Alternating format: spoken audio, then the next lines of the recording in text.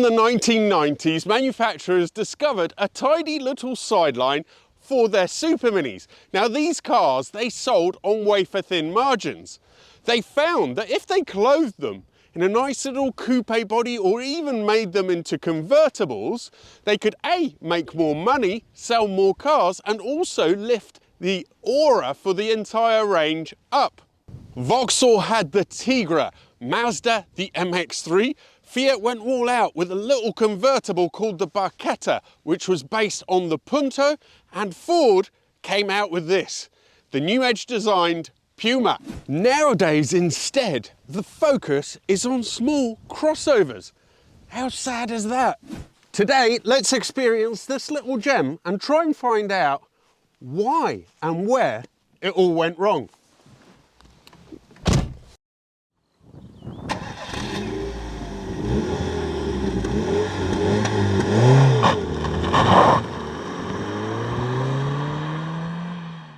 It was released in 1997. That's the year that we had Dolly the sheep. That was the first cloned animal. And Deep Blue, IBM's computer, beat Kasparov for the first time. Can we perhaps say that the advent of new technology is responsible for where we have got today with these cars?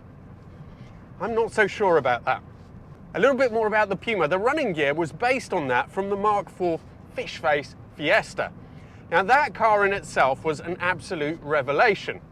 I was doing an internship at Autocar at the time, and they had a long-term Fiesta, 1.25 with the new Zetec engine. As well as that, the chassis had been completely redone, and for the first time, Ford went from making cars that they were selling merely on being sort of cheap, fairly reliable, with a dealer near you, to making cars that were actually nice to drive. That little car was fantastic, and that is what these are based on, but they're a bit lower. Obviously you have the coupe body shell, and the engine is the 1.7. Now this new range of engines, the Zetec engines from Ford, they were made in collaboration with Yamaha. Now there's a little bit of something I'm not sure about here, whether Yamaha only collaborated on this, the 1.7 with the variable timing, or whether they also helped Ford develop the smaller ones. But in essence, anyway, the engine that is in this car, the 1.7, it develops 123 horsepower, and it was developed with Yamaha. It's a really weird system as well, because they would send the bare engine blocks over to Japan to be nickel seal lined, then they would come back to Europe for assembly. Now the base Fiesta was an excellent handling little car, top of the class for a super mini, so it made a great base to build a little coupe on. When it first came out, the 1.7 was the only option. After that they made a 1.4 and a 1.6, but this is really the one to have unless you go for the ballistic racing Puma, which was yet another evolution of this. But it was thoroughly re-engineered. Tickford were involved with the assembly. It was wider, it was lower again, it had aluminium bodywork, it had a limited slip diff, and now those fetch quite a lot more money.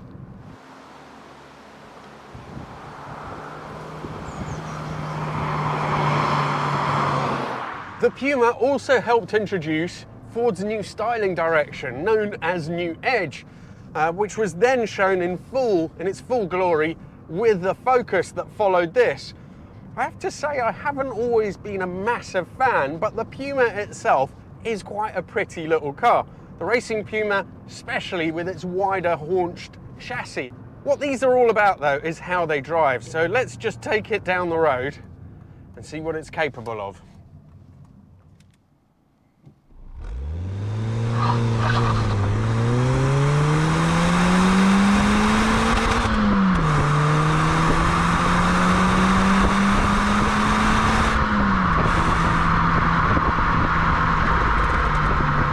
Well, you wouldn't win any races in it. The rev limiter cuts in at 6.5, but it is a really sweet, zingy, revvy, keen little thing. And it's just absolutely lovely. The steering gives you so much feedback. The front end is it just sticks to the road, and the chassis is so supple, but still controls body movement, it is a thing of wonder. It's a bit like you would think that if Lotus had engineered it, that's how they would have done it. I think it's as good as some of the best French cars, and that is French cars of a previous era or this era. It really is that good. The whole car just works so well with you. The controls are all perfectly weighed. Everything is light, from the throttle to the steering. The gear change is nice and crisp, but there's a little bit of notchiness in there, but it's fine. Chris, the owner, told me that in the other car that he had, it was slicker. I think that the reason for that is that this is such an incredible example. This car, this Puma, only has 8,000 miles on the clock. So it's almost as if it was a new car. It does drive like one. I reckon that that gearbox would loosen up once you get to 20 or 30,000 miles, but still, it is really pleasant. It's precise and it has a nice positive feel to it. Now, the interior was pretty much identical to its little Fiesta brother. The only differences were that the gear change had a metal gear knob, which is quite nice actually. It's quite nice to the touch as well. And some of the dash here is coloured in silver. So it is a very basic interior, but it was always so inherently right, this car, the car that it was based on, that it doesn't really get in the way.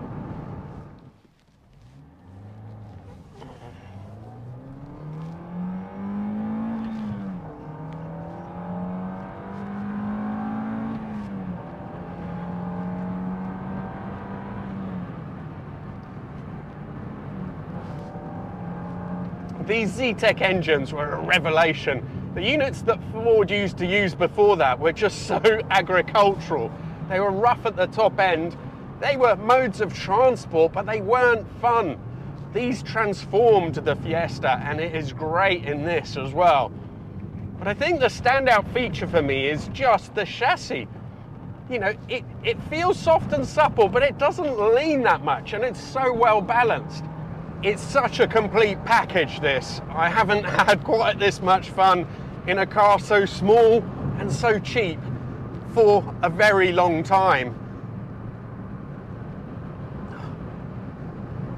I think you'd be hard pushed to find something that handles a British B-road in quite this way. It just feels so right.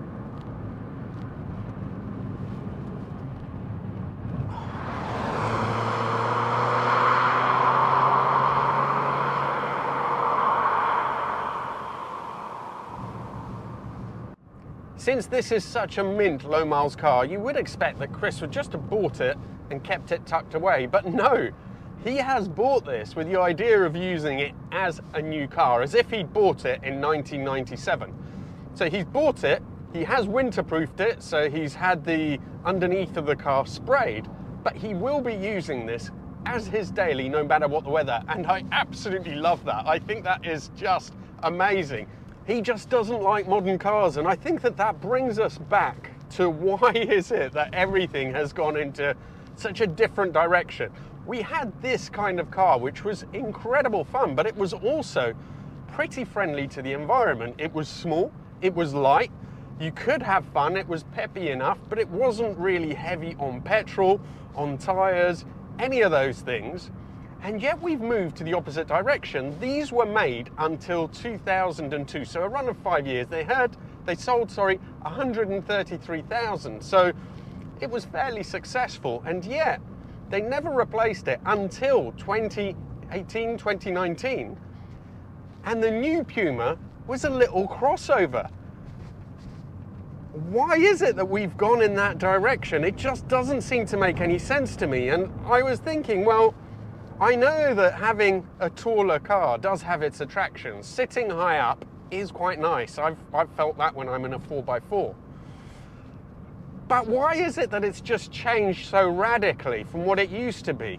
Is it just that we no longer have drivers or people who are interested in cars for the sake of driving? Ultimately, if the manufacturers are doing this, it's because they can sell cars of that type.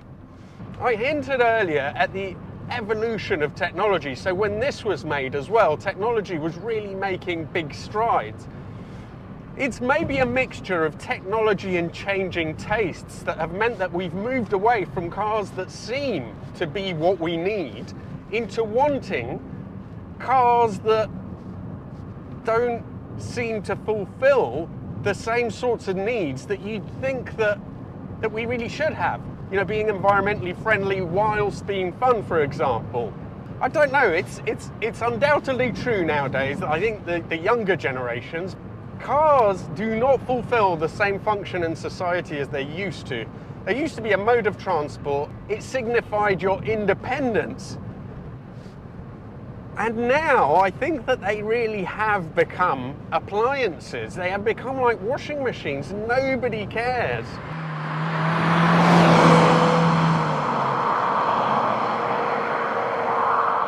The good news is that you can still go out and buy one of these and they are still fantastic value. So for workable decent cars, from sort of 3 to 7 at the very top end. This one was a little bit more because it's so low mileage, and I think it was one owner as well. It is pristine.